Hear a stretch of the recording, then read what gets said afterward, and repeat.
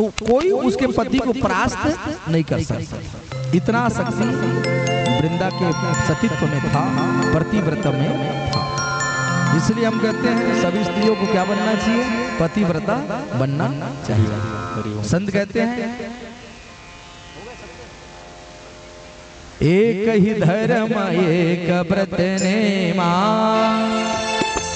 एक व्रत नेमा, एक ही धर्म एक व्रत नेमा, एक ही धर्म एक व्रत नेमा, एक ही धर्म एक व्रत नेमा, एक ही धर्म एक व्रत नेमा, एक ही धर्म एक व्रत नेमा, एक ही धर्म एक व्रत नेमा, काया वचन पति पद प्रेमा, काया वचन पति पद प्रेमा।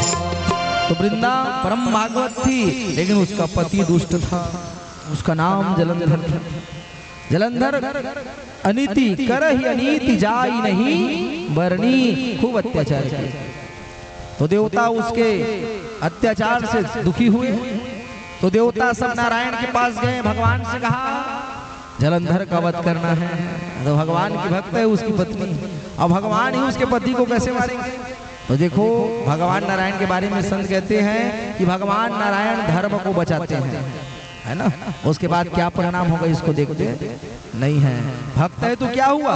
वृंदा भक्त है तो एक भक्त के आड़ में उसका पति अत्याचार करेगा, ये बर्दाश्त नहीं किया जाएगा। भगवान नारायण ने भगवान शंकर से कहा कि जाओ शंकर जी, सेना लेकर के जलंधर के ऊपर क्या करो? आक्रमण करो, और मैं वृंदा के सतीत्व को नष्ट करूंगा। और जैसे वृंदा का सतीत्व नष्ट होगा उसका पति मारा जाएगा। ऐसे वृंदा के सतीत्व नष्ट करने के लिए भगवान जी आज भगवान शंकर युद्ध करने के लिए गए, और जलंधर जो युद्ध करने को आता है। हरि बोल। तो जैसे जलंधर युद्ध में आया, उसकी पत्नी जो है पूजा में बैठ जाती है। और जैसे वृंदा ने पूजा में बैठी, कुछ देर बाद भगवान ही जलंधर बनकर आ जाते हैं। और जैसे जलंधर बनकर भगवान आए, पति को आया हुआ देख करके माता वृंदा जो है पूजा से उठ जाती है। जैसे भगवान जलंधर बने हैं, भगवान के हाथ को स्पर्श किया, पर पुरुष का स्पर्श करते ही सतीत्व जो है नष्ट हो जाता है। और जैसे सतीत्व नष्ट हुआ, भगवान शंकर त्रिशूल निकाले, और त्रिशूल निकालकर जलंधर का शीश काट देता है। आज जलंधर का कटा हुआ सिर जहां पर वृंदा और भगवान खड़े थे, वहीं पर आकर कटा हुआ शीश गिर जाता है। जैसे वृंदा ने देखा, क्या देखता है कि पति का सिर कटा हुआ पड़ा है, लेकिन पति सामने में खड़ा है। वृंदा समझ गई कि ये छल हुआ है। भगवान से कहा कौन हो तुम? और जैसे भगवान को कहा, भगवान लज्जित हो जाते हैं। भगवान अपने रूप पर प्रकट हुए। बोलो विष्णु, बोलो नारायण भगवान की जय। भगवान आज लज्जित होएगा। वृंदा ने कहा मैं आप ही की पूजा करती थी और आपने मेरे साथ छल किया, मेरे पति को आपने मारा, आपने भगवान होकर जड़ जैसा काम किया है। जाओ श्राप देती हूँ, आप पाषाण हो जाओगे। उसी समय भगवान शालिग्राम के रूप में प्रकट होते हैं। बोलो शालिग्राम भगवान की जय। आज भी गोपाल जी के साथ में एक छोटा सा काला सा पत्थर रहता है, उसको क्या कहते हैं जी? शालिग्राम। शालिग्राम नेपाल के पहाड़ है, और उसका जो पत्थर होता है ना, उसी का शालिग्राम बनता है। आजकल तो स्फटिक का भी बनने लगा है। हाँ, तो शालिग्राम मूल रूप से किसका बनता है? पहाड़ के चट्टान से शालिग्राम बनाया जाता है। भगवान नारायण पत्थर बने। माता वृंदा ने कहा अब इस शरीर को नहीं रखूंगी। उस समय देवी देवता प्रकट हुए, वृंदा से क्षमा प्रार्थना की, वृंदा भगवान को पुनः जो है रूप में परिवर्तित करिए। तो भगवान प्रकट हुए, वृंदा से कहा वृंदा पतिव्रता होना अच्छी बात है, लेकिन अपने दुष्ट पति को बचाना अच्छी बात नहीं है। तेरे आड़ में तेरा पति दुष्कर्म कर रहा था और तू उसको बचा रही थी। भगवान जी आज प्रकट हुए और वृंदा जो है अपने योगांजलि से अपने शरीर को जलाया और कहते हैं वृंदा के राख से ये तुलसी जी का ब्यूरा प्रकट होता है। बोलो तुलसी मैया की।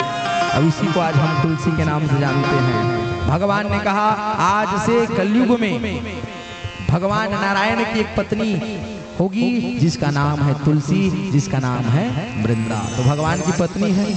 अब भगवान ने कहा साल के एक दिन जिसको हम लोग देवउठनी कहते हैं और हमारे छत्तीसगढ़ में उसको हम लोग जेठौनी कहते हैं। देवउठनी प्रबोधनी देवउठनी एकादशी ये दिन भगवान कहे इसके साथ विवाह होगा और सब करते कि नहीं करते, उस दिन व्रत रखा जाता है। और देखो जो साल में एकादशी नहीं रहता 12 महीने का, वो कम से कम जेठौनी को रह लेना चाहिए। ठीक है, जेठौनी का व्रत एकादशी व्रत रखना चाहिए। एकादशी व्रत आज माता वृंदा के साथ भगवान का विवाह हुआ। भगवान ने कहा संसार में कोई पति अपने पत्नी को इतना मान नहीं देगा जितना मैं तुलसी को मान दूंगा। मेरे सामने अगर 56 भोग भी होगा, अगर उसमें तुलसी का पौधा नहीं होगा तो उसको मैं ग्रहण नहीं करूंगा।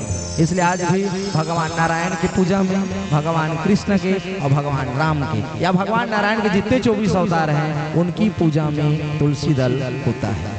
तुलसी केवल भगवान नारायण की पूजा में इस्तेमाल करना चाहिए। अब शंकर जी को भोग लगाए उसमें तुलसी डालना नहीं चाहिए। गणेश जी को भोग लगा रहे हैं डालना नहीं चाहिए। माता दुर्गा को डाल रहे हैं डालना नहीं चाहिए। किसमें डालना है? केवल नारायण में डालना है। और भगवान ने कहा संसार में कोई पति अपने पत्नी को सिर पर बैठा करके नहीं रखता, लेकिन जब तक मेरे मस्तक पर तुलसी का पौधा तुलसी का पत्र नहीं रखा जाएगा, हाँ मैं मानू मेरे को चैन नहीं पड़ेगा। आज भी देखो भगवान नारायण का लड्डू गोपाल का जब पूजा करते हैं स्नान कराते हैं तो सिर पर तुलसी का पौधा तुलसी का पत्ता रखते हैं। ये तुलसी की महिमा है। कहा हिंदुओं को आदेश दिया अगर सनातनी है सनातन धर्म को मानते हैं हिंदू हैं तो अपने घर पर तुलसी लगाइए। अब तुलसी एक प्रकार के नहीं हुए, एक प्रकार के होते हैं राम तुलसी, अब एक ठन होते श्याम तुलसी और एक होता है परवाना तुलसा। उसको तुलसी नहीं कहते, उसको तुलसा कहते हैं। हाँ एक ही रहता है, स्वाद और खाओगे तो उसमें अंतर आता है। श्याम तुलसी खाने में थोड़ी सी तीखी होती है और राम तुलसी मीठी होती है, उसका स्वाद पता नहीं चलता। ये राम तुलसी श्याम तुलसी दो तुलसी हिंदुओं के घर में लगना ही चाहिए। तुलसी जी की बड़ी महिमा है। तुलसी को आप पूजा करिए, प्रतिदिन जल चढ़ाइए। तुलसी का पौधा जिस घर में होता है वहाँ नकारात्मकता नहीं आती, यम के त्रास को मिटाती है तुलसी। और तुलसी को पूजा के साथ साथ औषधि के रूप में भी क्या कर सकते हैं, इस्तेमाल कर सकते हैं। सर्दी खांसी है तुलसी को चाय में डालकर पीजिए, वो भी ठीक हो जाएगा। तुलसी औषधि भी है और देव गुण के साथ तुलसी का बड़ा महत्व है। लंका में हनुमान जी गए थे तो भगवान हनुमान जी महाराज ना विभीषण के घर में तुलसी देखे थे तो जान गए थे भगवान का घर है, ये भक्त का घर है। हाँ तो तुलसी जिसके घर में रहता है तो समझ में आता है कि हिंदू का घर है, और तुलसी नहीं है तो पता नहीं चलता। और हिंदू के घर में ही तुलसी मिलेगा, है ना, अन्य किसी के घर में तुलसी नहीं मिलता। तुलसी की बड़ी महिमा है। तुलसी एकमात्र ऐसा पौधा है जो 24 घंटे ऑक्सीजन छोड़ता है और कार्बन डाइऑक्साइड शोषित करता है। ये मैं नहीं कहा, विज्ञान कहते हैं कि तुलसी 24 घंटा ऑक्सीजन छोड़ती है। बाकी पेड़ तो टाइम में छोड़ते हैं लेकिन तुलसी ऑक्सीजन छोड़ती है। तो सबको तुलसी रखना चाहिए। तुलसी में रोज पानी डालना चाहिए, ठीक है, और रोज पानी डालिए, रोज दीपक जलाइए और दीप जलाते समय मंत्र कहिए क्या, दीप ज्योतिर्परम ब्रह्मा दीप ज्योतिर्जनार्दन और शत्रु बुद्धि विनाशाये दीप ज्योतिर्नमोस्तुते। तुलसी से प्रार्थना करिए और तुलसी ही सबको देती है। तुलसी स्त्री है, आप सब भी स्त्री हैं तो तुलसी का पूजन करिए। तुलसी के पौधे में शालिग्राम जरूर रखिए। शालिग्राम को लड्डू गोपाल में रखिए। कहाँ रखना है? तुलसी के साथ लड्डू शालिग्राम रखना चाहिए। ये तुलसी की महिमा है। प्रेम से बोलो तुलसी मैया की जय।